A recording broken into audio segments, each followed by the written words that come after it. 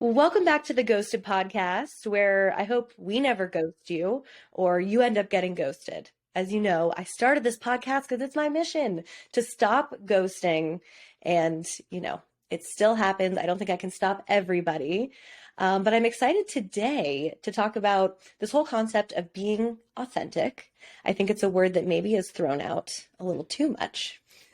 But today we're going to be authentic about how we talk about authenticity. And I have the perfect guest. David Chambers, the authentic man, empowers men to create the exciting and deeply connected dating lives, sex lives, and relationships they long for by developing their true authentic selves. David, thank you for being here. Thank you for having me, Abby.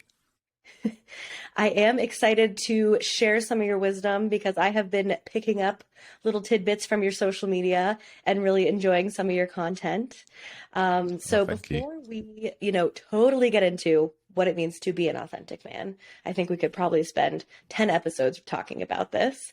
And you probably spend your whole day, obviously, talking about this idea.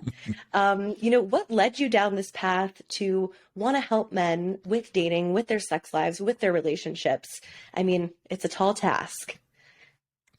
Yeah, it's a tall task. It is, but a very rewarding one, actually. So it all started for me from my own difficulty in dating, my own struggles in dating to meet, high quality women who I resonate with, women who are interested in the sort of things that I was interested in when it came to life. And that kind of started really kind of 14 years ago. And I started from that. I found myself somehow teaching other men in dating not too long after my own struggles, or during my struggles, to be honest. I was learning and teaching. And I kind of jumped out of that and got back into the world of just self-development. Like I did a lot of, self-development work, looking at my own patterns, particularly around my father was a big part of me, but also how I relate to my mother. And then I just lived my life. I did a lot of traveling, which culminated in a 2-year stint of traveling from 2015 to 2017. And I came back and met up with friends, and everyone was miserable. Everyone was depressed. Everyone was lonely. They were having divorces. They had disconnection in their relationships. They were struggling to meet partners in the dating world. And a friend of mine said to me, who I've known for many years, and we used to coach together back then, he's like, David, look, we know that all these pickup lines and how to dress funny and all these things don't really create long-lasting relationships, right? So why don't we start a podcast? So we started a podcast, and we brought together all our knowledge from, having fun, because I think that's one of the things that's often missed in dating, living a good life, being open-minded, being self-aware, and being able to express ourselves. And we brought all those things together to create the podcast. Its old name was The Authentic Dating Series. It's now called The Authentic Man with David Chambers. And I've kind of evolved that, and that kind of started me coaching again, and just, trying to help my clients really navigate the world of dating, but also relationships and intimacy. Because I love, I'm a massive fan of intimacy. I love to talk about sex. It's probably the subject I can talk about most with anybody, and the depth of it, because we miss a lot of the nuances. Often we just think of the physical stuff. And the relationship coaching really was because I was in it. I was in a relationship, and I was having to do the work live. That's what I talk to my clients a lot about. We always often talk about doing the work, but it's like, let's do the work live in the moment when things come up, because that's when we really move past things. That's when we really heal, and we create magic in our relationships and our dating lives.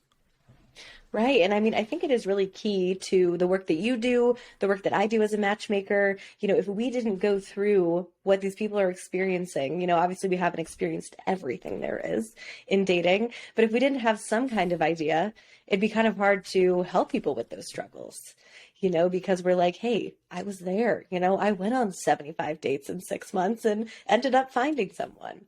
And I love what you said about fun, because that is my whole philosophy, that dating should be fun. And why do you feel like people fall into this trap where dating becomes frustrating and negative and just full of burnout? It's a big question.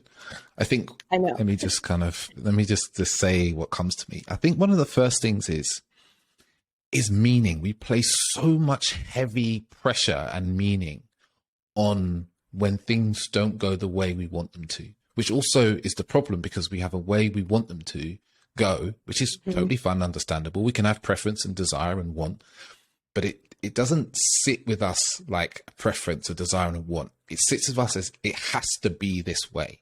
So when it doesn't go that way, we then create a lot of meaning about ourselves. So we berate ourselves and say how not good enough we are, unattractive we are, or there's something wrong with us. Or we must put that meaning has to go somewhere, right? We have to reconcile that in our minds. Or we project it outwards and go, dating apps are terrible. All men are rubbish. All women just want men with money, right? And that's how we alleviate that. I've heard this 1,000 times. Yes. Oh man, I've heard it so many times. And we place so much pressure on it. We place so much pressure that there's no room to have fun. There's no room to enjoy it when there's that much pressure, you know? Like we've all been at work where there's been high pressure deadlines or high pressure meetings. There's no possibility of enjoyment when that exists. And it's really an unconscious choice we make, this pressure, because it doesn't have to be this way. Right. And it's almost like we're just sort of taught, you know, life isn't fair or life isn't supposed to be this fun. So I'm glad that you're with me on my mission to make dating at least one part of your life a little more fun. And I wanted to ask you too, do you feel like men and women put the same type of pressure on themselves, or how do you see it being different for men compared to women? Yeah, it's interesting. I think, you know, most of my clients are kind of in their 30s and early 40s. And my partner also coaches women. So we get a really interesting perspective in that way. And the truth is I think the biggest pressure for women is children. It's having children. That's the big pressure for women. Right. Like, let's be really straight and honest about it. That is the biggest pressure for women. The pressure for men is more around, like, what does it mean about you as a man if you don't have a partner, if you can't find one, right? And that pressure is kind of self-put on. There's also the societal pressure, you know, that comes with being a man. And that can be quite heavy for guys, like, oh, you know, being the only single person. You know, I've been there. I was that only single friend at weddings again and again, going to weddings and people being like, David, like, why is David single? David seems really like charismatic and fun and awesome. Like, what's wrong with him? It's that, right? Because people start to kind of, you know, we feel that from each other. So I think the pressures are different. Obviously, women have societal pressures around getting married and so forth, from family, from friends, and there's cultural ones as well. Like, a lot of my clients are from, you know, like South Asia, or I have quite a few kind of Caribbean and descendants of Caribbeans and Black people. And there's also a special kind of cultural pressure that comes with that. But there's also the age one, you know, like if we get to 30, people start asking questions and so forth. So everyone has pressure, right? Everyone has pressure when it comes to dating. And it really is, part of dating is like a pressure management system, process, isn't it? It's like, how do I manage this? How do I manage my emotions around the pressure? Like, do I just get completely overwhelmed by them, or do I find ways to like alleviate that pressure and start to look at reality a bit more? Like, you know, I say this to a lot of my clients. They start telling me like all the reasons why it's hard, or all the reasons why it's going wrong. And I'm like, do any of those reasons exist in reality? Or is it just in your head? Like, show me those reasons, please. You know, where they're like, oh, all men are struggling on dating apps. I'm like, really? Like, please, if you can show me this, like in this evidence, or is that just in your head? Or is that just something you read somewhere? So yeah, the pressures of the kind of made up pressures, as well as some biological ones as well. Right. And, you know, I was even telling you before this, when we started, I was having an interesting conversation with a client who was kind of saying a lot of the things, feeling a lot of the pressure that you're talking about, where he's like, you know, I went to 4-speed dating events and I, you know, got matches, but then no one talked to me. You know, am I too nerdy to meet someone? You know, do I not have a good enough job to meet someone? You know, I'm sure you run into people asking you kind of a lot of those questions. You know, I'm just kind of curious, where does your mind go with those thoughts from somebody? Yeah, so the money one for men is a common one. Money, looks, money and looks are usually money, looks, and status, right? Because there is some evidence to suggest from evolutionary psychologists around, not necessarily money, it's the potential to gather resources is an important one. Potential, right? And what resources means as well. Resources isn't just money. Resources could be, it could be money, but it can also be like opportunities as well, right? Yeah. So when I hear this, I'm always like, which of those ones don't you have? which of the three things you just said out of like money, good looks, and status, which of those don't you have? And, you know, very rarely does a man ever go, do you know what? I've got all of those, and they're using those as excuses. We always use excuses about things that we don't have, because suddenly then the responsibility goes from us onto the things we don't have. Right. So when it is the money, good looks, and status, I really delve into that with them. Like, what's your thinking about money? What's your thinking about status? Like, do you think you have enough money? Why don't you think you have enough money? Where does that come from? What's your relationship with money? I spend a lot of time talking about relationship with money because it surprisingly affects so much of our lives. So ultimately, it started to look at that, the truthfulness of that, because again, when you start diving into it, it's like, you know, I once met a homeless man in Miami, and he used to pick up women. He's homeless. He had nowhere to live. He used to pick up women, go back to their place, have a nice meal, shower, and then leave the next day. Right. Like Nice this guy choice. was, yeah. So it's like, well, actually, if this guy's doing all right, then it's not about money. And I grew up in quite a poor area of London, and, you know, there are plenty of men there that had girlfriends, multiple girlfriends, and so forth. So it's not money and it's not status. So what is it? Like, and then we start to get into what it is. It's like, you know, sometimes it's communication, you know, men, like, truth be told, it's a stereotype about men and communicating, but men are pretty rubbish at communicating. They struggle to know what they're feeling. They struggle to know what they want and to communicate that in a way that can be heard and understood with a partner. Right. And more so, they struggle to listen in a way that isn't about formula and fixing and working out. They struggle to just listen, like listen with empathy, with understanding, with compassion. Right. So that's some of the things that we get to work on, because, you know, it's not the money, the good looks and success. Like, yeah, those things can help. They can help you make your life appear to be better. They help. They're not the only thing. So it's, if you're using those as excuses or using those as things that's stopping you, you have to take a long, hard look at yourself and be like, is this what I really believe to be true? And if you want to believe it, you can find tons and tons of articles online saying, oh, you have to make this much money to find a woman, or, you have to have a house or do all these things. But, if you actually look at, I'll have people saying, oh, well, I need to make, $100,000 before I can meet someone. I'm like, well, why is that? Where you want to begin, and what percentage of the population is really making that kind of money? Not a lot. No. So, it's just really interesting. Obviously you can confirm all of these things in your mind just by finding articles. I caution you from doing that. It's kind of like when you have an ailment, don't go to WebMD and don't go Googling it, because you're going to think you have cancer and that you're dying immediately. So, if you're going down that deep, dark Google rabbit hole on dating, call me, maybe call David if he's open to it. And, let us know how you're feeling, because we could talk you out of that one. Yeah, it's not a good place to go. No. And something that I talk to a lot of women about is, they'll give me all these things they're looking for. And really the thing that all comes down to is stability, trust. Like, those are the themes that, and tell me if you disagree, across the board, that's what women want, it seems, in a opposite sex relationship, right? Yeah. Like, to be able to communicate with someone they can rely on, someone who is, and it's not even someone who is, like, there's a level of consistency that's desired as well, right? Yeah. A level of consistency, a level of care, kindness, and intelligence. Like those, kindness and intelligence. I've done this survey a few times through my community and said, what are the things that you want most? And the three things that seem to always come back, men and women, is support, a supportive relationship, right?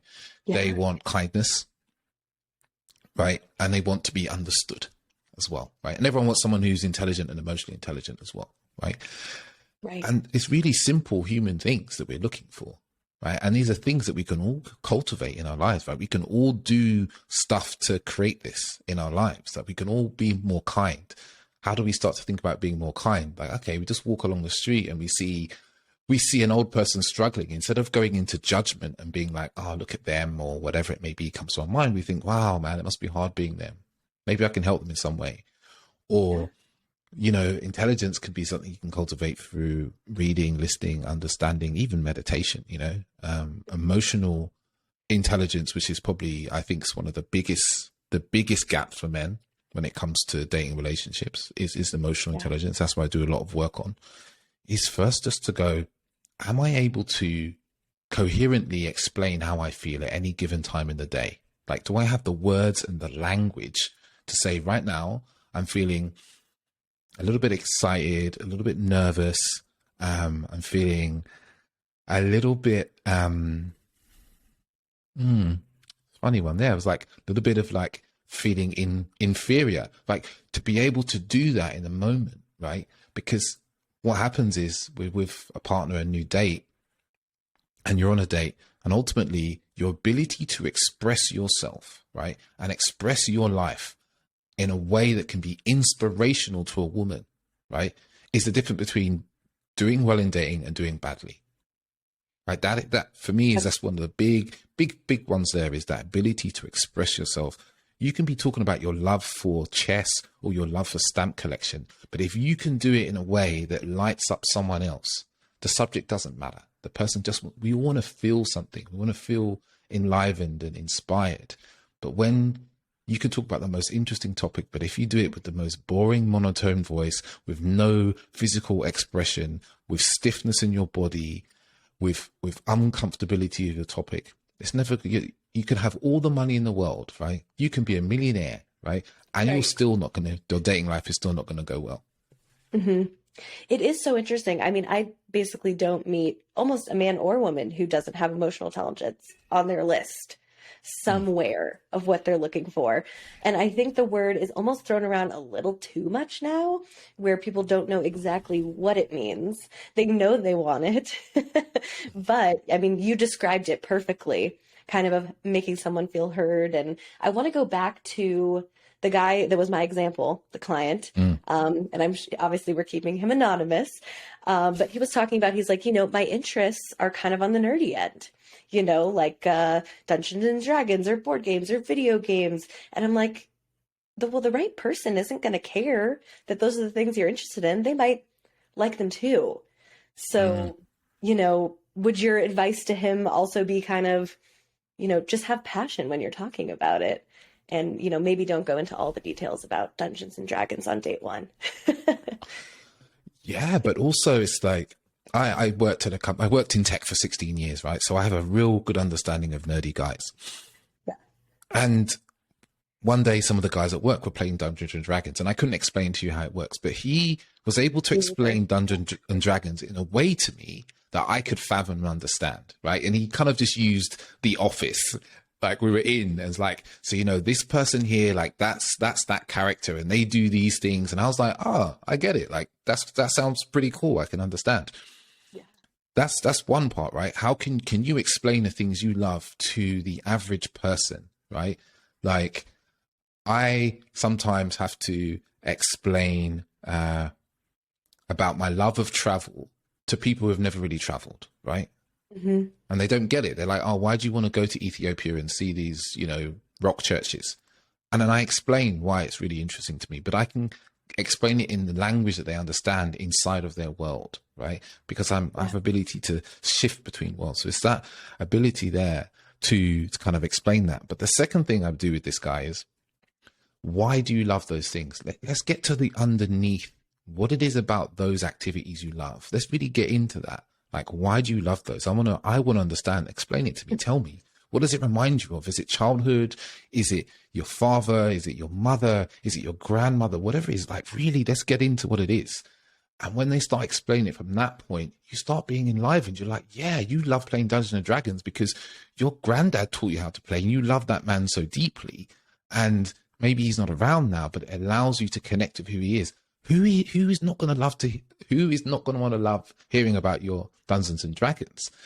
And the third thing I also say to them is, really go in, really engage in the things that you love. Like, one of my friends, for instance, he loves comics, right? He's into comics, he's into video games. Hmm. He goes to Comic-Con like every year in London. He goes fully dressed up. Like he goes in, he Love it. posts it on his Instagram. He takes amazing photos of it, all this. He's fully engaged in what he does, right? He's Hmm. in it. He's not just teetering around the edge and going, oh, I don't want to get too involved, but he's like in it. He has like, what do they call it? Cosplay parties and all sorts, right? He's fully engaged in the things he loved. And this is what I say to my clients. It's like, don't just teeter around the edge of your passions, like get involved in them, because you're going to live more passion. There can be more energy of passion in your life. And secondly, you never know who you're going to meet along the way.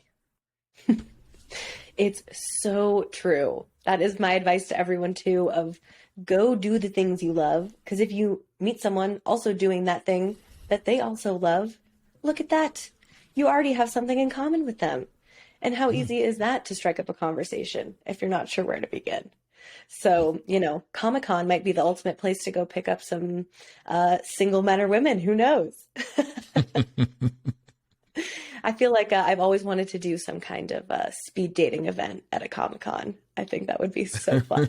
Everyone in full costume. You don't really know what they look like until you meet up with them after. My girlfriend did a speed dating event, and it was around sex toys. Mhm. And it was I'm really probably intrigued now. oh yeah, it was really successful speed dating event, actually, run a couple of years back in London. And she Yeah. partnered with a sex toy company, and everyone loved it because it was fun, it was novel, it was interesting. Mhm. It's a wonderful idea, but the comical one's a great idea because people love, there's stuff out there that we all love, right? And there's some of the time we're not fully getting involved because we're like, oh, people might judge us. People might think we're weird. I don't want to get involved in that. Like, Yeah. but it's so important to really not just dip your toe, like jump in head first into the things you enjoy that bring you passion and enjoyment in your own life. Because when you're living a life where you are, and the phrase I like to use is, you're turned on by your life, right? You wake up in the morning, you're like, yeah, man, I might be going to run for 10 miles, and you love running, right? You bring that into the rest of your day. Like it's contagious because everybody wants to feel people that have that level of passion and love for their lives.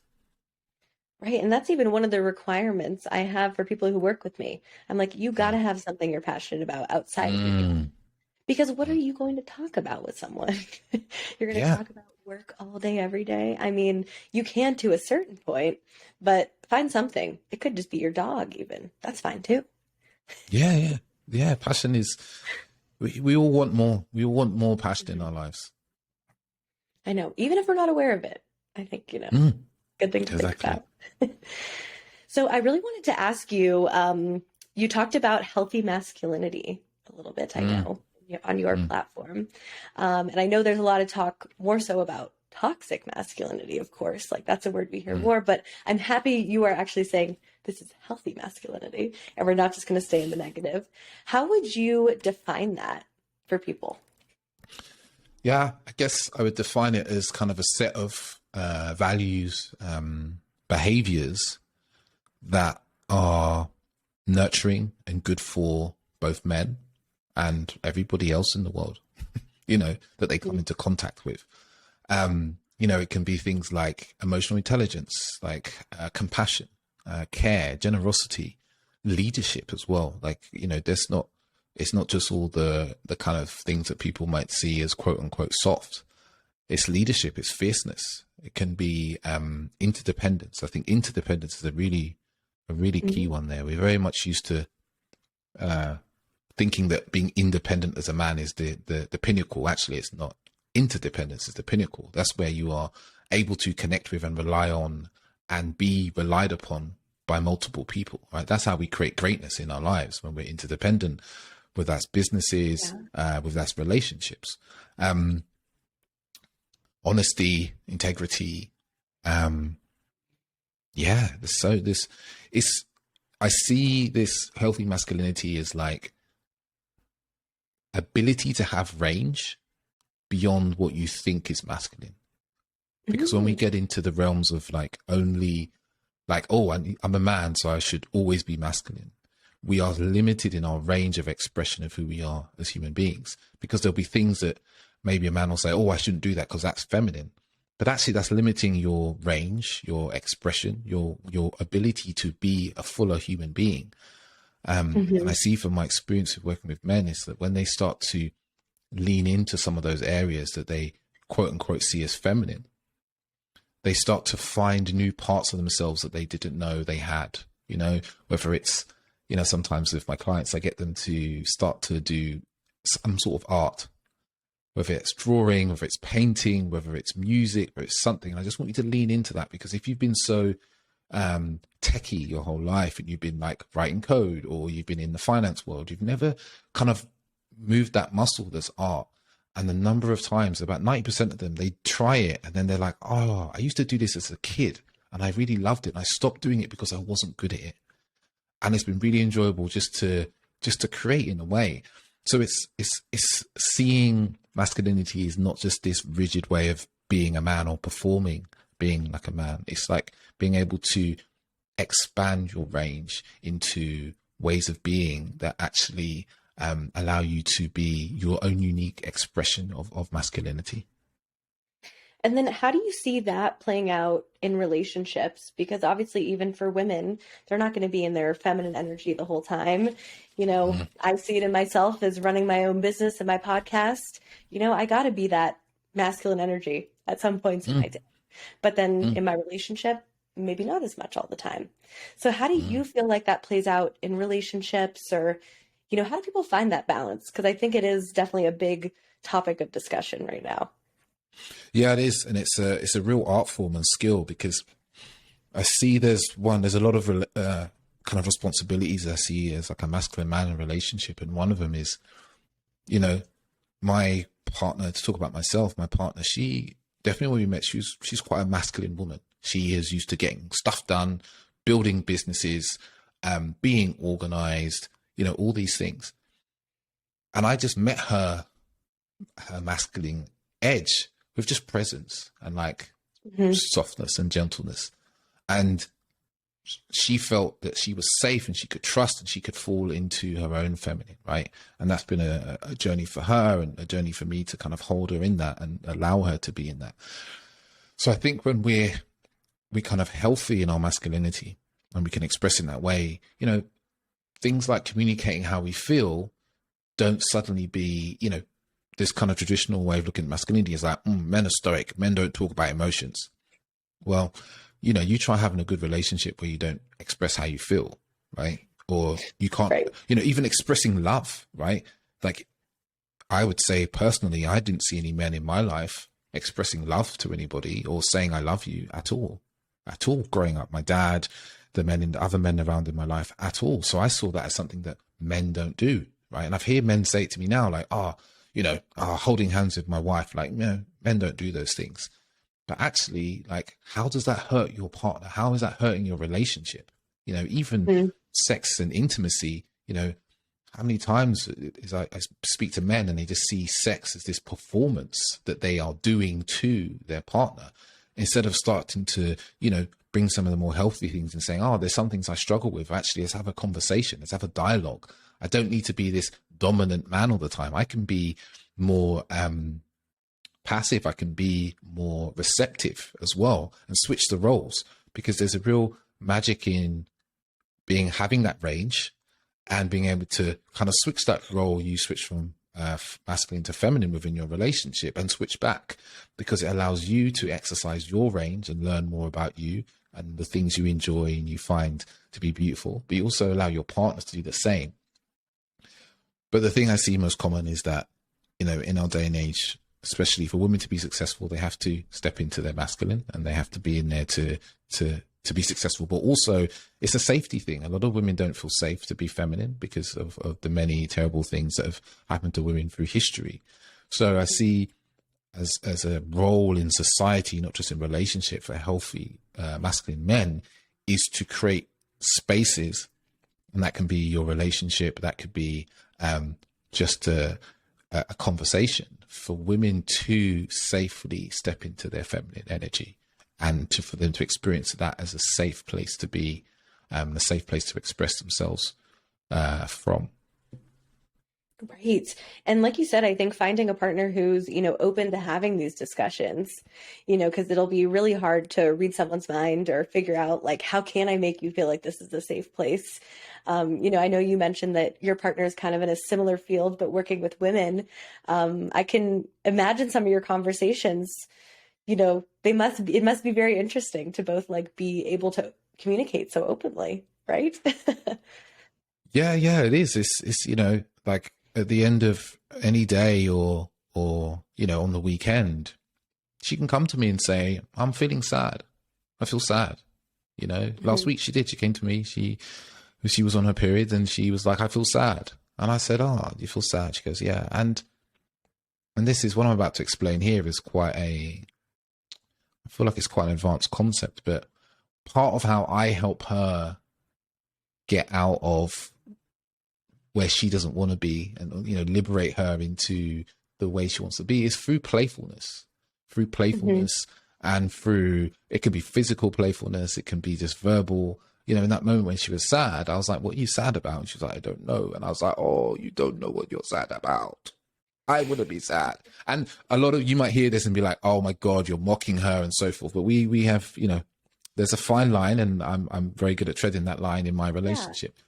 And it actually cause she laughs, right? She laughs. She'll laugh. And then I'll make faces, and I might try and bite her nose, or I might walk around the room like a spoiled child that's stamping, right? And I turn around and she's smiling, right? She's laughing, right? And I've liberated her out of this sadness into something that's more playful, more fun for her. So it's kind of artfully being able to be there to support our partner in the moment. I think that is a real magic of that dynamic. Oh, definitely. And for single people listening, don't worry, you don't have to be at that level yet, but I'm sure David can help you get there. I know you have an exciting thing happening in the next couple of months, at least that you filled in for me when you sent me an email. Yeah. I'm running a men's program. It's an 8-week group coaching program. It's the second time I've run this. And it's really to tackle the 3 main issues I see in men. One of them we've talked about a lot, which is communication and emotional expression and self-expression as well. It's a huge blocker, a lot of men, to good relationships and good dating lives. The other part that I really cover in there is leadership of your own life, right? Leadership, that's just like going towards the things you want, moving past fear, like identifying, if fear is the thing that's stopping you from going after what you want, whether it's like dating, whether it's inside your relationship, whether it's conversations at work, and having the leadership to step up and take the action towards what you want, but also doing that from a place of compassion, understanding of the other side or other people, especially if you're leading people. A massive part of kind of healthy leadership is having an understanding and a connection to the people that you're leading. So there's something I really cover in there. As well as sex and intimacy is a big part of it, because I think there's this almost unsaid thing that men are sexually liberated.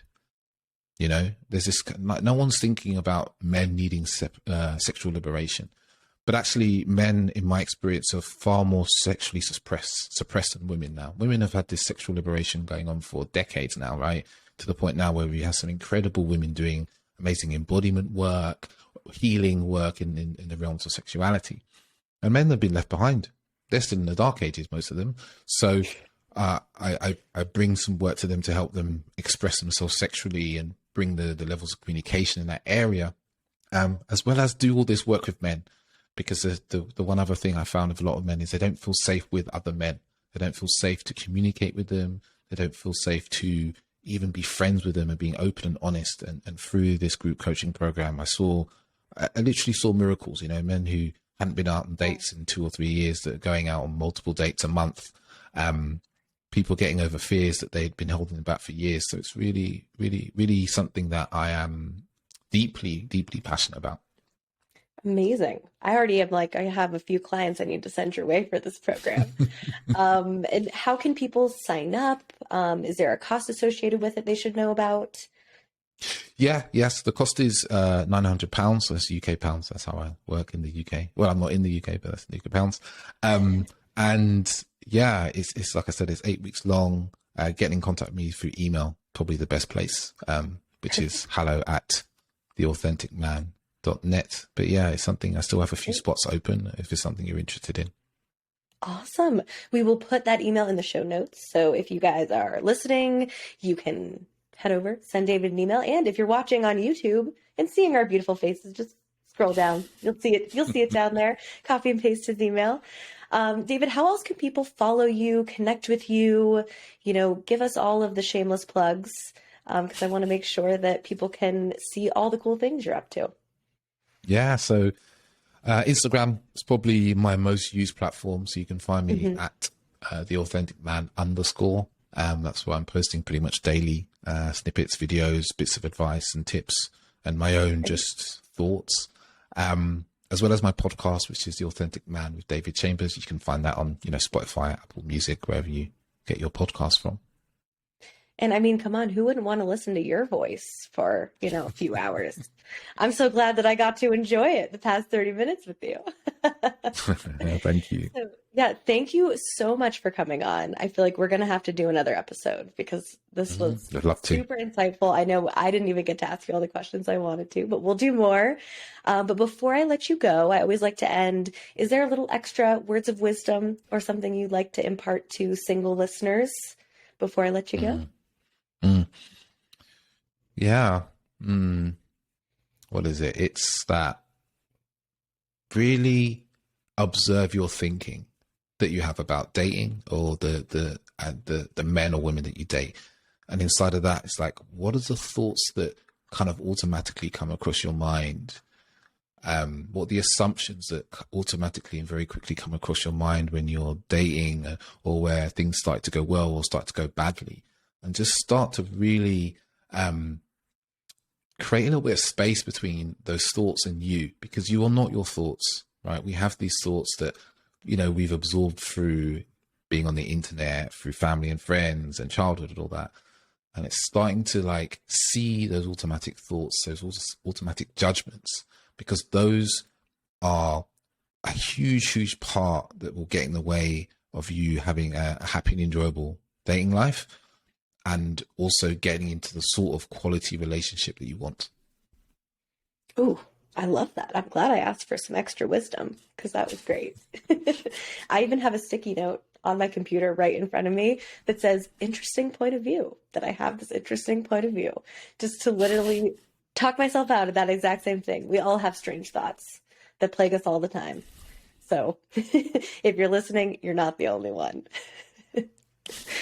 Yeah. Awesome. Well, David, thank you again. It was a pleasure having you on, and I hope you have an amazing evening. I know you are in Portugal, so not in the same time zone in the slightest. Oh, thank you, Abby. I will do.